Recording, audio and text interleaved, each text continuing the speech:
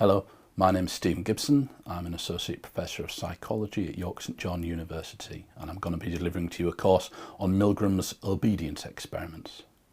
Now, Stanley Milgram's experiments on obedience to authority are one of the most influential and one of the most controversial set of studies in the whole of psychology, and in fact in the wider social sciences. So we might think that there's nothing new really to say about them, but I'm going to try and explain to you during this course not only what Milgram did, what he found and how people have challenged that and made sense of it, but also introduce you to some of the really exciting work that's been done in the last decade or so that's uncovered really startling new things about Milgram's experiments. So where to begin? Let's begin with a definition of obedience itself. And in social psychology, we typically see obedience as a form of social influence. It's a way in which people get other people to do things. It can be distinguished from other forms of social influence, such as compliance and conformity. So whereas, for example, we might see compliance as about eliciting compliance with a request, asking people to do something and seeing whether they agree to do that or not. Obedience would be telling them, commanding them, ordering to do something and seeing whether they follow those orders. So typically we'd see obedience as a form of social influence that is elicited in response to direct orders or commands.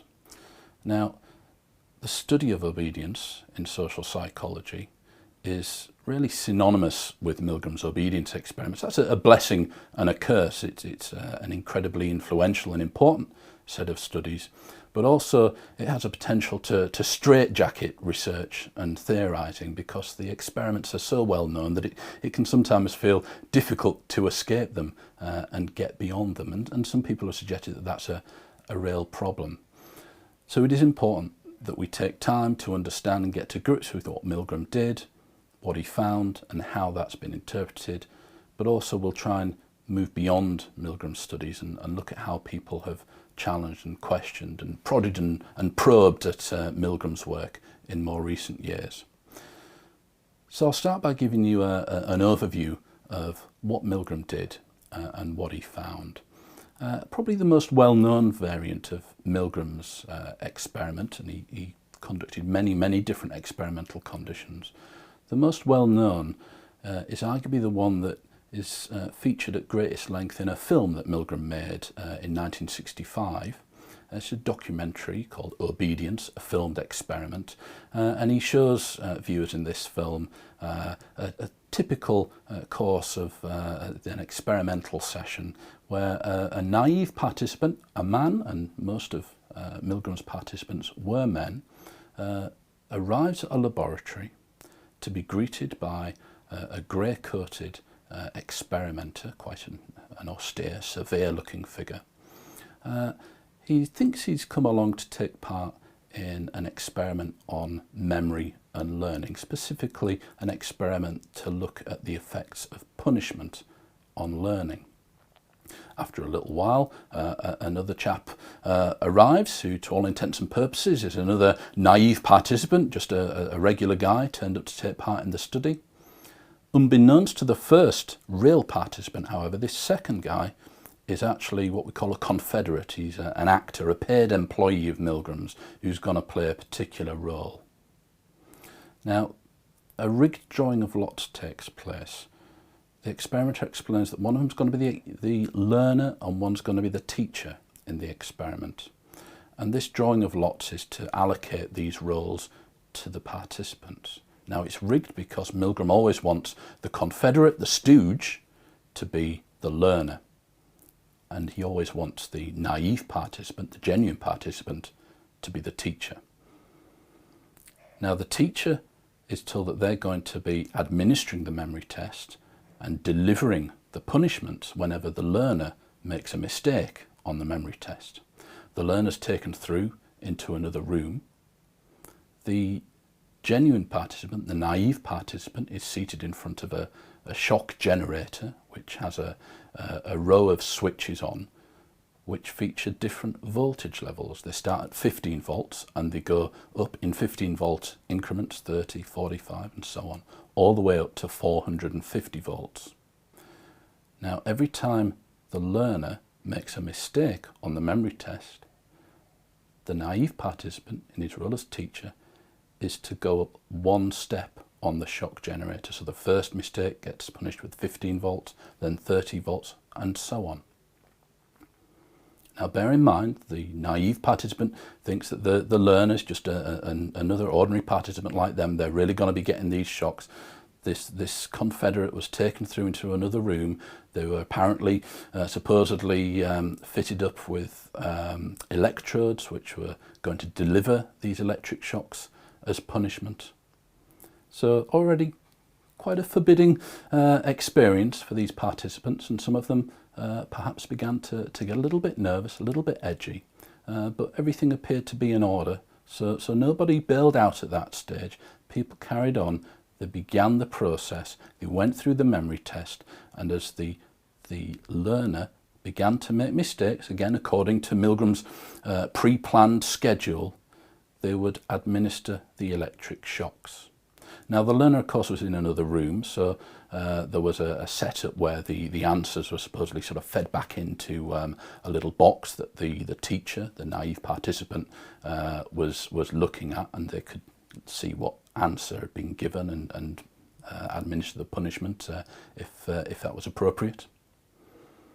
And the teacher, as they went along, typically then began to get a little bit edgy, not quite sure whether they should continue, and especially because the learner, the confederate, began just to give some mild exclamations, little "ooh, ow," and then they began to get a little bit more pronounced, until at the 150 volt point, the 10th shock, he demanded to be released. "I'm not going on with this anymore. I don't want to be part of this experiment anymore. Let me out." And so at that point, typically the naive participants, if they hadn't done so already, would at least turn to look at the experimenter. They would at least want some reassurance that they should keep going. Now the experimenter, when this happened, was armed, if you like, with a set of scripted prods. These were the orders or the commands that Milgram was interested in seeing whether the naive participants would obey. There were 4 principal prods that had to be used in order. The first one, please continue or please go on. Then the experiment requires that you continue. It's absolutely essential that you go on. And finally, you have no other choice. You must continue. It was only when the experimenter had used all 4 of those prods that the experimenter was to bring the experiment to a close. So if a participant was particularly insistent that he didn't want to continue and he stuck to his guns, the experimenter exhausted those 4 prods in order. The experiment was to be brought to a close. Now, under those conditions, with occasional variations, Milgram tends to find around about 65% of participants going all the way to 450 volts on the shock generator. 65% of people would give what appear to be potentially dangerous electric shocks to someone they think is just an ordinary member of the public, another research participant just like them. Okay, and this person had demanded to be released. They've been crying out in pain. In some of the conditions, those exclamations got pretty dramatic as the procedure went on. Once you get past sort of 300 volts, there were some, well, what can only be described as blood-curdling cries. And then sometimes the learner would apparently go silent. He would refuse to answer, and then he would stop even crying out in pain. The implication being that perhaps he'd become unconscious or worse. And under those conditions, 65% of participants went all the way to the end. Now, as I say, Milgram did conduct various different experimental conditions. As I said, most of them were with men. He did also look in just one condition at female participants. He found exactly the same 65% obedience rate, that's people going all the way to the 450 volt shock with women, as he did with men. So he uses that to say that there's no evidence there of any gender differences in the obedience experiments.